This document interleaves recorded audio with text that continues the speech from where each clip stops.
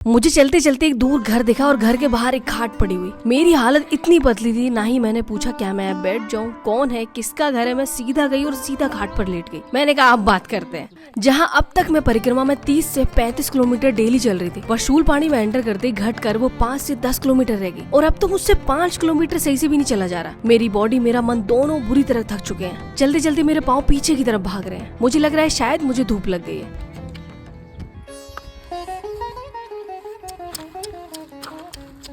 पानी क्योंकि अब मैं हर 30 मिनट में बोतल लेकर सीधा झाड़ियों के पीछे भाग रही हूँ और ये मेरे साथ नहीं, मुंशी भोलू दोनों के साथ हो रहा है। अब मेरे पास जो है मैं अपना ट्रीटमेंट उसी से कर रही हूँ। ORS पी रही हूँ, मिंट की गोली खा रही हूँ, पानी खूब सारा पी रही हूँ। पर ये बात अलग है कि वो गर्म है, पर तबीयत सही होने की जगह और खराब होती जा रही है। शरीर तप रहा है, आंखों से पानी निकल रहा है, दस्त हो रहे हैं, चक्कर, वॉमिटिंग सब हो रहा है। मेरी हालत ऐसी हो रही है जैसे मैं मर ना जाऊं गई। मेरा शरीर इतना डाउन हो गया, मैं ऐसे खर्राटे मार के सो रही हूँ जैसे मैंने महीनों से नींद पूरी नहीं की। थकान और तबीयत दोनों पीक पर है अभी।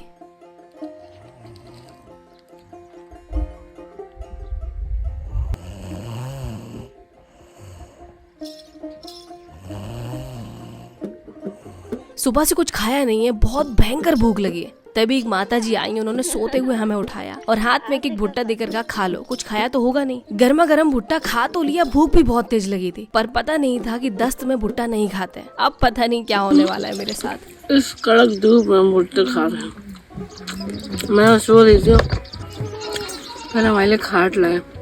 दिन में हल्की झपकी लगी तो मेरी भुट्टे भून के लाए गरम गरम।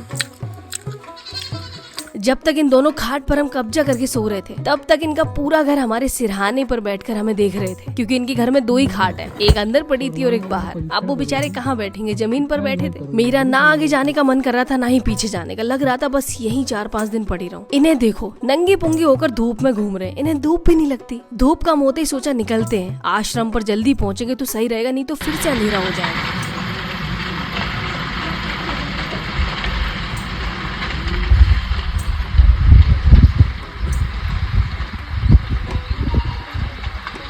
ये तो बलंडर हो गया।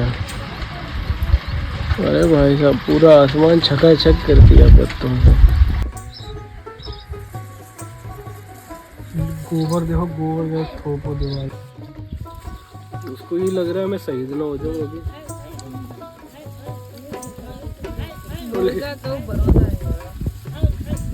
भुट्टे ही नहीं